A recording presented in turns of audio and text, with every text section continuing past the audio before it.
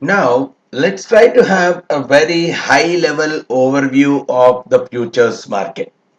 I will just try to cover the nature of the futures market. What do we mean by a futures market? And for what all different types of futures markets exist? Then we talk about the typical operations. These are all just from a basic understanding perspective. What are the operations that happen on a futures exchange? Wherein we'll talk about what is a futures contract all about, what are the different kinds of trading systems that are there with respect to the futures contract, and what is the role of the clearing house with respect to the futures contract. Then we will try to look at the credit risk. How is it typically addressed when we get into a futures contract? How can I differentiate the concept of credit risk between the forward market or any other derivatives markets vis-a-vis the futures market? So, if and a few more terminology whichever might be applicable, like price limits, margins, a few other terminology which would be applicable to the futures market. So on a broad scale, a very initial discussion we will be doing with respect to futures market on these dimensions, right? Now we all know that futures is one of the four major derivatives contracts, right? One being the forwards, then we have futures, different kinds of financial derivatives. Then we talk about options and swaps. So out of these four broad categories of the derivatives, futures is one of the most important one. And probably this is one derivative contract which is traded completely on organized exchanges only, whereas the forwards majority of them are traded over the counter. Swaps majority of them, almost all of them are traded over the counter, whereas the options, we have quite a good number of options which are traded on the exchange and a few options which are traded over the counter as well. But the futures as such are majorly traded on the exchanges itself, and we know that they are more and more standardized. The exchange will standardize the terms and conditions of the contract in terms of the quantity to be traded, in terms of the quality that is getting traded, in terms of the size of the contract. So there are various things, the date of maturity, all these things are typically set by the exchange. But just like any other derivative, it is a contract between two parties, let's say A and B, who wants to buy something at a future date, right? A may be interested in buying something at a future date, B might be interested in selling something at a future date, and both of them get into the transaction via an exchange who is acting as an intermediator between the parties. So, but the transaction, just like any other derivatives, the real buying and selling is going to happen at a future date, not today. And when that transaction is going to happen today, that kind of market is what we call as a spot market, or traditionally the cash market. So futures market, you can look at it as an opposite to the spot market, where the buying and selling happen at a future date. And today, if I look at the world of futures, broadly I can look at it as financial futures, where different kinds of financial instruments are bought and sold, wherein the more popular, like I can get into bond futures, I can get into stock futures, I can get into index futures. I can get into currency futures, or probably I can even get into interest rate futures. So different kinds. Every financial instrument, instead of buying or selling it today, if I am trying to look at some kind of a deal at a future date, we are calling it as a financial future. On the other side, I can even talk about commodity futures as well, wherein the buying and selling of gold, precious metals, or even agri commodities or regular metals, any of them can happen as a part of the commodity futures. But overall, the primary definition remains very simple: buying or selling something, either financial or a physical commodity, at a future date, whereas the deal is struck for that today, where the deal contains very clear terms and conditions regarding the quality, quantity, size, the date of maturity, all these different kinds of elements in it. Now, when I talk about the futures, I have already mentioned that the futures contract traditionally happens on the floor of an exchange. So, on the floor of an exchange, a few important things we need to be comfortable with is what is a futures contract? What actually goes as a part of the futures contract? So this contract is generally a standardized kind of an entity which is generally done by the exchange, wherein the clear-cut details about each and every element, different quality, quantity, lot of things are set as a part of this contract document, wherein we talk about what is the unit, what is the entity that is getting traded. Probably is it pepper that is getting traded? So the unit, what is it that is getting traded? Then we also talk about what is the mechanism in which the settlement price is determined, because the buying and selling happens at different points in time. So what do we call as the settlement? What is the mechanism to arrive at the settlement price? The entire details of the entity.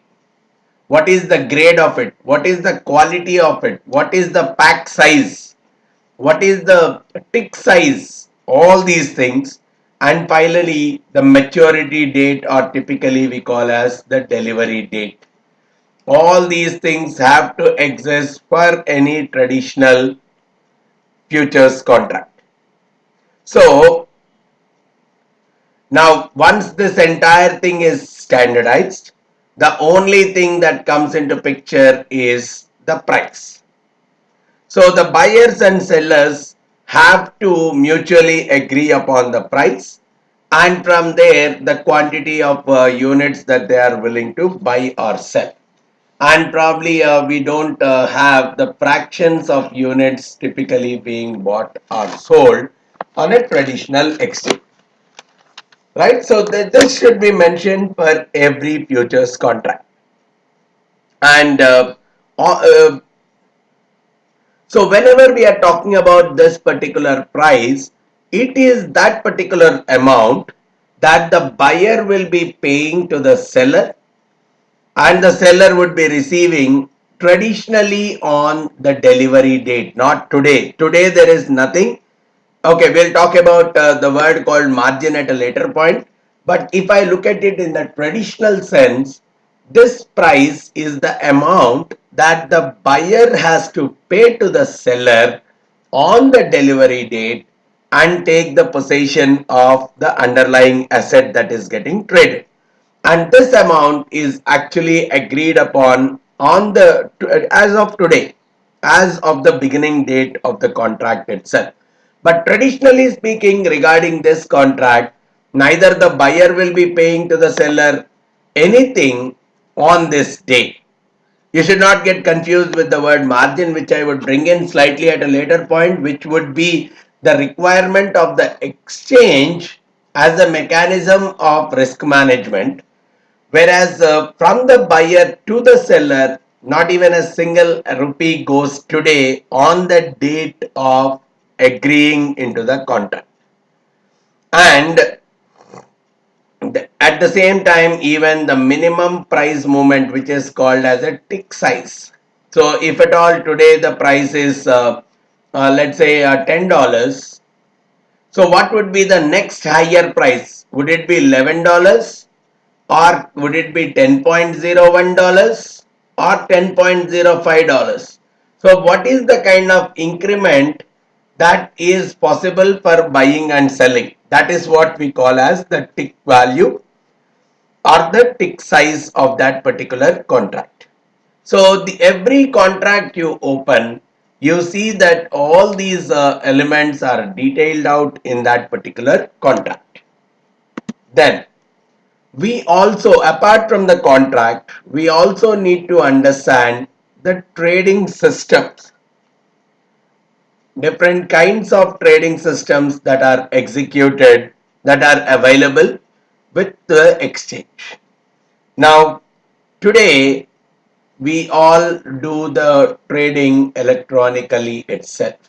So electronic trading system is a very powerful platform, but at the same time we see a trading platform called open outcry process as well. So today majority of it is electronic, but still we see in some exchanges the open outcry process also is going on. When I talk about the open outcry, here on the floor of the exchange, there are trading areas, which actually we call them as pits. These are the trading areas wherein we see the traders, the different traders, they meet here. And whatever is the price that is struck, it is shouted, and the other traders are going to listen to it, and the traders, whatever they shout out, and these traders, they try to shout out those prices on behalf of their clients, at whatever the price the buying or the selling their clients want to do, these traders typically shout that out. And wherever the matching occurs, wherever there could be a seller who could match with that of the buyer, wherever the matching occurs, the trade is settled. So that is what happens in an open outcry process. Now here all that simply happens is every trader can hear all the offers that are typically being made, and which means I can very well look out for the best possible price for buying or selling. So that's the major thing that comes out with the traditional open outcry process.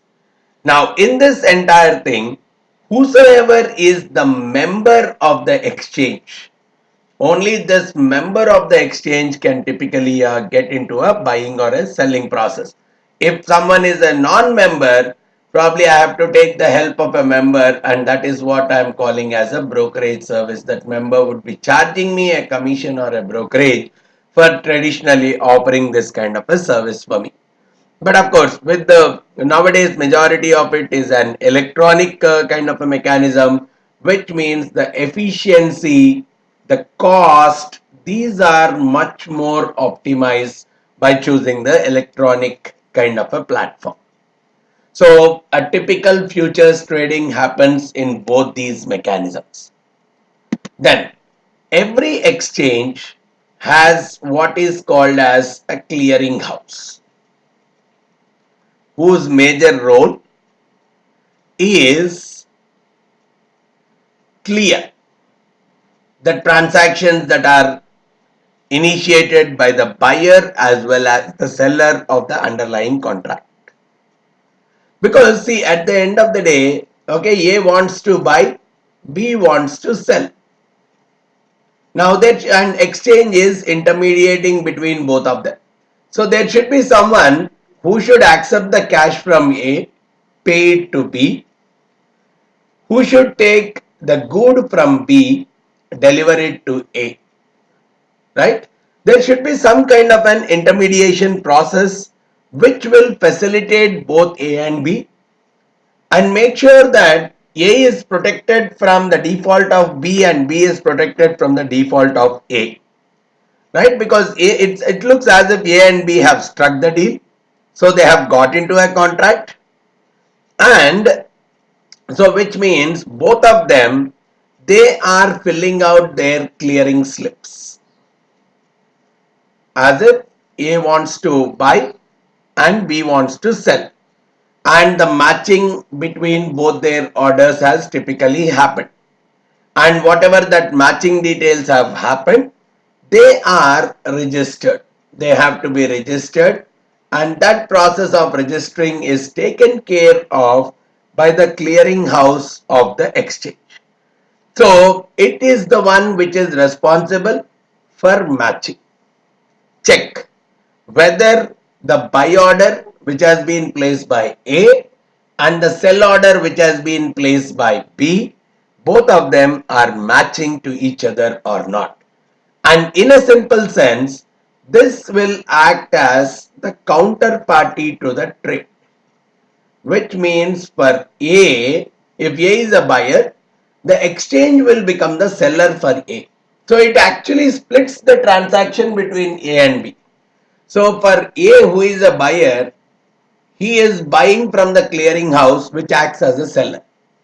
And for B, who is a seller, it sells to the clearing house which will act as a buyer. So which means it's a counterparty to every trade. The clearing house acts as the counterparty to the every trade. So it looks as if A has sold to the clearing, A has bought from the clearing house has sold to A, and again clearing house has bought that from B. So the obligation wise, the contractual obligation will not exist between A and B here. It will exist between A and the clearing house as well as between B and the clearing house. And on the other side, it looks as if the clearing house is taking the responsibility to guarantee that the good will be delivered to A and cash would be paid to B. So it is purely a kind of true intermediary here. So it's a link that is between A and B, and make sure that A is very much assured that he will receive the delivery from B, and B is very much assured that he will receive the cash from A. So that's the kind of role that clearinghouse plays, which means the credit risk, the risk that is arising because of the possibility of one party defaulting to the contract, is very much mitigated to both A as well as to B. Right?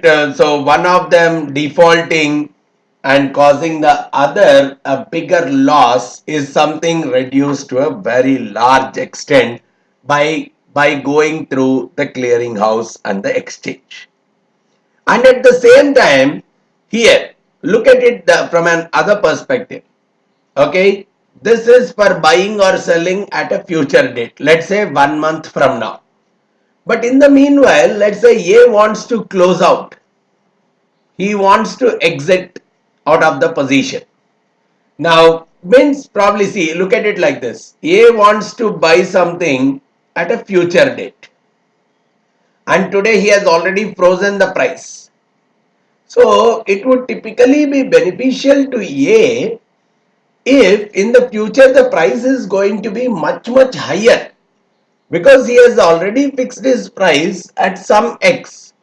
So let's say the futures price when he has got into the contract is $200. Now in the market on the delivery date, if the price has gone to $220, probably the buyer is happy because he is buying it at $200 because he has frozen the price long before. But if the market price is $180 on the delivery date, he will be the sufferer, because though the market price is $180, he is trying to pay $200 for it.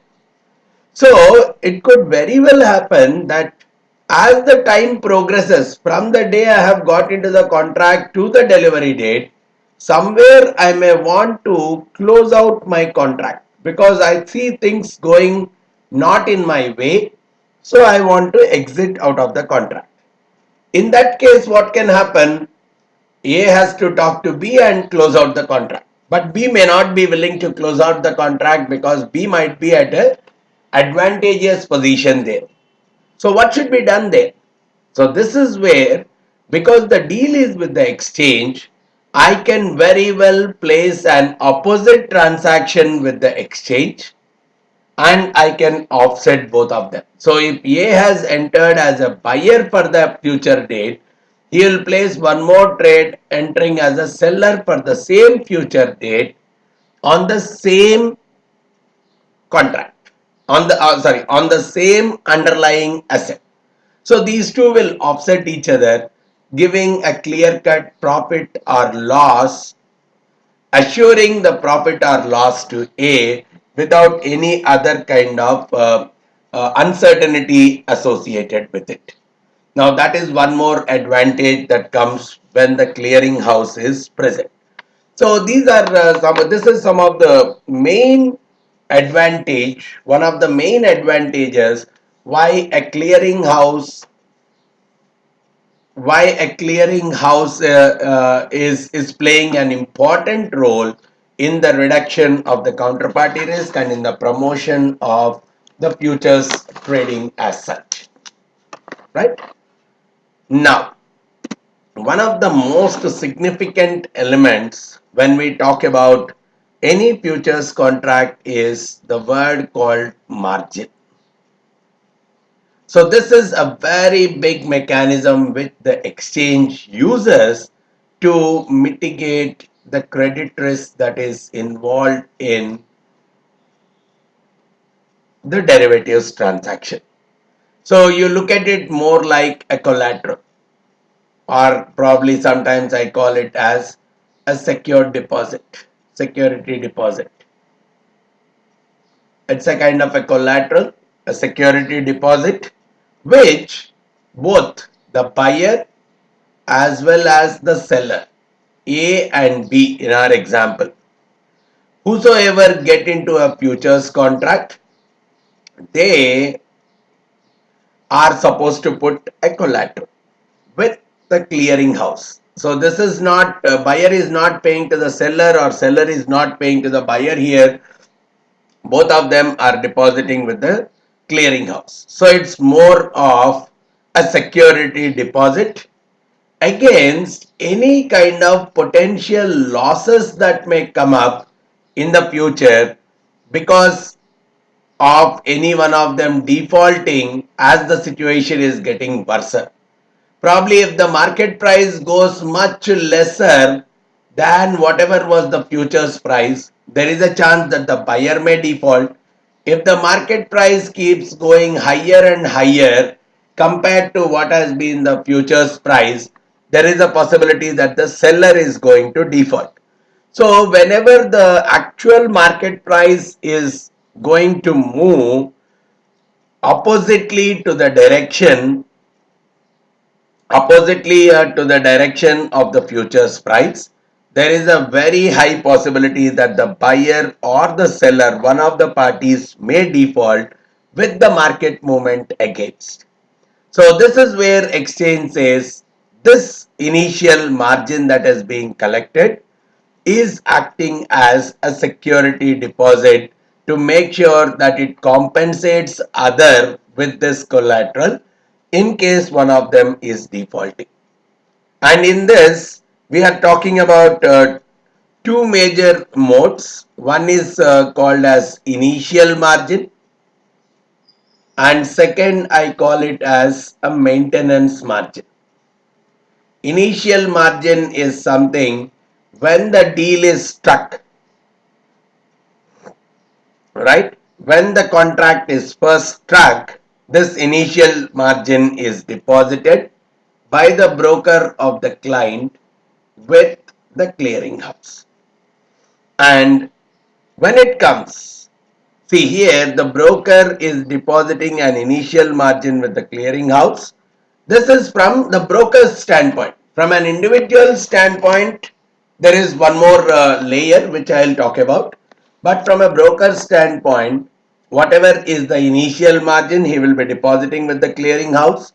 And depending on the price change on a daily basis, so if the price goes up or goes down on a daily basis, the additional payments are typically made by the broker on a regular basis, right? If the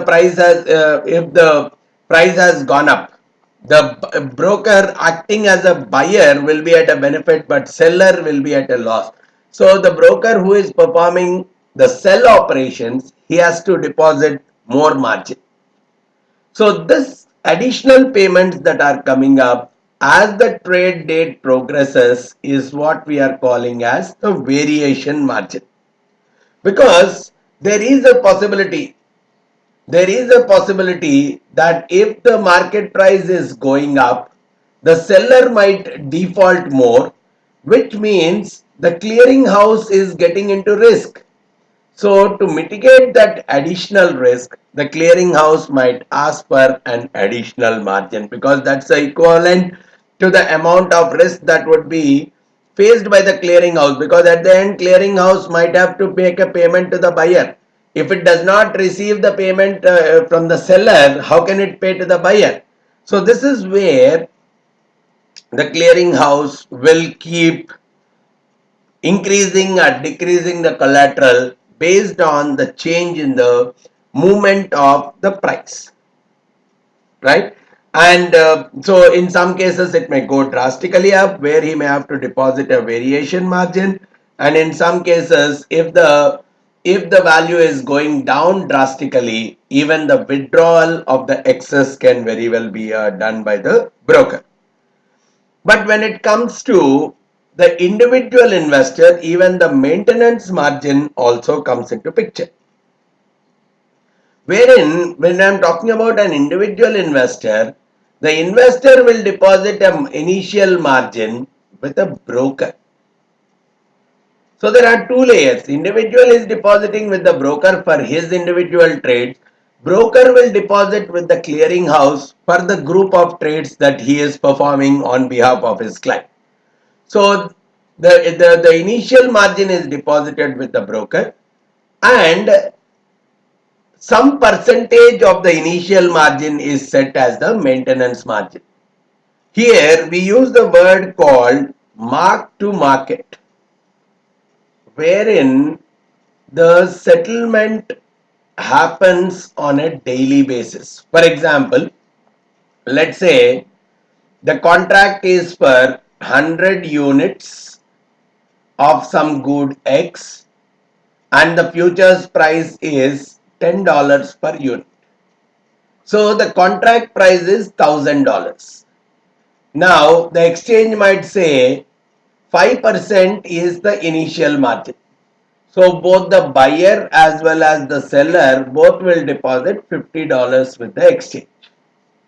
But now, okay, now when I am using the word mark to market, I am talking about the settlement at the end of the day. At the end of the day, this futures price, let's say from $10 has gone to $10.2, which means the worth of this contract has become 1020. So if I look at 1020, so it's a gain of 20 for the buyer. So automatically what happens is the buyer's account will be increased by 20, making it 70. Whereas this value increase of 1020 is a loss to the seller. So the daily settlement process, what it says is, let the 20 be withdrawn from the seller's account. Now it looks as if, now there could be a kind of maintenance margin that could be set, which might be like 70% of the initial margin, which means 35. Now if the account goes below 35, there will be a margin call. A call would be made to the seller to deposit And that additional deposit here also we call as the variation margin, to bring it back to the level of the initial margin. Right? So which means here $20 has to be deposited additionally. Whereas the party which is having the excess, there is a possibility that they can withdraw that excess as well. So this will help the exchange to make sure that even if the party is defaulting, the fund would be sufficient enough to make the necessary payment. So this kind of a daily settlement and daily computation of the margin requirement is what I'm calling as the marking to the market. Right? So every day we are computing the market value of the trader's position. So the position of this trader is 70, whereas here it is 30. So any fall in the value, it is receiving a margin call and it has to be replenished with the additional payments. So that additional payment, if it does not come up, the exchange or the clearing house has all the right to scrap the contract, to close the contract and make the necessary settlement and close it off. Which means this margin will act as a kind of a guarantee, enhance the guarantee of the exchange towards its counterparties against the possibility of default of the other counterparty. Right? So whichever is, in case there is an increase, probably withdrawal can be done. In case there is a decrease, it has to be replenished with the additional cash payment. And here we also talk about two important definitions. One going with the word delivery, and I would also want to touch base upon a term called open interest. Whatever I'm calling as the settlement process, this settlement process with respect to the futures contract we are calling as the delivery. Many a times what we see is many futures contracts are closed out before the delivery itself. Means a buy transaction that has been initiated will have an equal and opposite sell transaction for the same kind of an underlying, for the same maturity date. Virtually it's a kind of a closed out kind of a transaction, right? So many a times you find that by taking an offsetting position or an opposite position, we see that the contract is closed out before the delivery itself. So the buyer, when A has initiated a buy position today, tomorrow the same A will initiate a sell position, let's say for 100 units of some X for 20th May kind of a delivery. Tomorrow also the same thing, sell 100 units of X for 20th May. Now because the buy and sell happen on the same date, it's as if he is buying from him only, which is as good as a closed out contract. So this kind of closures can happen much early in quite a big number of transactions on the future position. And because of this kind of an ability to close out, we see there is a requirement of standardization, because the date, right, unless I close out for one single date, all of them have to mature on one single date itself. That's what gives a flexibility in terms of the closeout. And what we see in reality is very small percentage of the total futures contracts that are entered into, they go up to delivery. Many of them, so because they get closed out before the delivery itself, so they look as if they are getting into a cash settled process. I'm really not bothered about taking the delivery of the good eggs. Rather, I would like to have a cash settlement itself. No physical delivery of the asset in majority of the cases, right? Because probably there could be various other costs like transportation, logistics, lot of other things could come into picture. So I may not be more interested in going for a physical delivery. Rather, we are looking more from a cash settlement kind of a process. So whenever we are talking about the settlement with respect to the cash, we are looking at on the delivery date, whatever is the market price of the asset and whatever is the futures price that is at the start of the contract. But of course, because of this mark to market on a daily basis, right, the contract, one contract is getting closed and a new contract is getting opened immediately on the next day, which means instead of a 130-day contract, we are talking about a 31-day contracts. So at the end of the day, the contract gets closed and a fresh contract is getting opened with a fresh futures price on the next trading day. So because of this, whenever I am talking about the futures price here, it is the price which is the new contract price which is struck after the last mark to market transaction, right?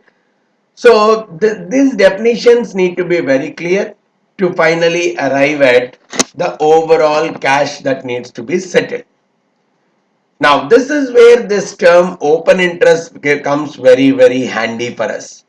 At any particular point in time, the number of contracts that are outstanding. At any particular point in time, the number of contracts that are outstanding, that is what I am calling as the open interest. Because majority of them, they don't reach the physical delivery process. By the time I reach the maturity period, the open interest will keep falling and falling and falling because they get closed before the maturity of the contract. There is a possibility that this number will actually reach zero towards the maturity of the contract, towards the delivery of the contract. But if they are going for deliveries, then this number would be a very high number even at the time of maturity. So that is what we'll talk about. If there is a big fall in the open interest, it's very clear that all the buy transactions are closed out before delivery using an equivalent sell and vice versa. So this is one important aspect of the futures market. Then we also see, just we need to understand another important concept with respect to the futures market, which is the price limit. So on any particular day, let's say this is the futures price, some X is the futures price. Now during the day, let's say this futures price has gone up, let's say by 20%, so making it 1.2x, or probably it has fallen by 20%, making it 0.8x. It's a very drastic change. So if the futures price goes up drastically or goes down drastically, even the margin call may not be sufficient to address the credit risk. The margin that has been collected may not be sufficient to address the credit risk if this much of huge movement comes up. Now this is where the exchange can put in some rules if the futures price has drastically gone up or gone down compared to the beginning, compared to the price at the beginning of the period. So it will set what is called as a price limit.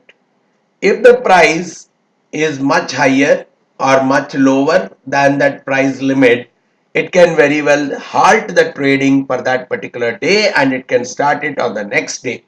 Or it could be a simple pause wherein the entire settlements are going to happen, whatever is the variation margin. So here it will not it will not stop for the end of the day to collect the variation margin. The variation margin will be collected immediately, and based on the variation margin that is collected, the trading can very well be resumed. So because this is what will have, the exchange might have taken only 5% as a margin, but if there is a 20% drop, then it could be a risky thing for the exchange. So immediately it will halt the trading, collect the variation margin, and again it can resume. Or the same thing can happen the next day also, which means the exchange is really looking at mitigating the counterparty, mitigating the credit risk in the entire process. So the same logic applies even for an up movement or a down movement. So the price limit will really protect the exchange, one more layer of protection to the exchange against the credit risk. So in a summary, if I have to look at what all are the things that the clearinghouse is playing a major role on, one I see it is a major counterparty to all the trades. For a buyer, it is a seller. For the seller, it is a buyer. And it takes the responsibility of guaranteeing all the trades, right? It makes sure that the buyer will receive the goods or receive the benefit associated with the goods, and the seller will receive the benefit that is associated with the difference in the price. And it acts as the register of all the deals whichever have been accepted by the buyers and the sellers. It computes the margin requirement on a regular basis, and it also typically holds the margins. It gives the margin calls whenever there is a shortage of the margin occurs. So it takes the overall responsibility of the margin, and it plays a major role in doing the daily settlement, which is the mark to market process, which will help in determining the settlement value of the contract and along with the margin requirements on a regular basis. So a very broad overview understanding of a futures market and how the credit risk is traditionally addressed in a futures market is what is typically covered as a part of this session. So just on a nutshell, whatever we have looked at, just to summarize whatever we have looked at, we initiated with understanding what a futures contract is. Then we started looking at the traditional operations wise. What are the various contents that go as a part of the futures contract? The difference between the electronic versus open outcry kind of a process. Clearinghouse, what are the various things that the clearinghouse does in case of an exchange? And with respect to the credit risk management, we looked at what is the definition of margin, what are the different kinds of margins, and a few important terminology with respect to the delivery of what do you mean by delivery in a futures contract, what is the open interest, and another mechanism of the credit risk management, the price limits which the typical exchanges have. So these are some of the important things which form the basis of the futures market and helps us in understanding the futures trading transactions quite comfortably. All right.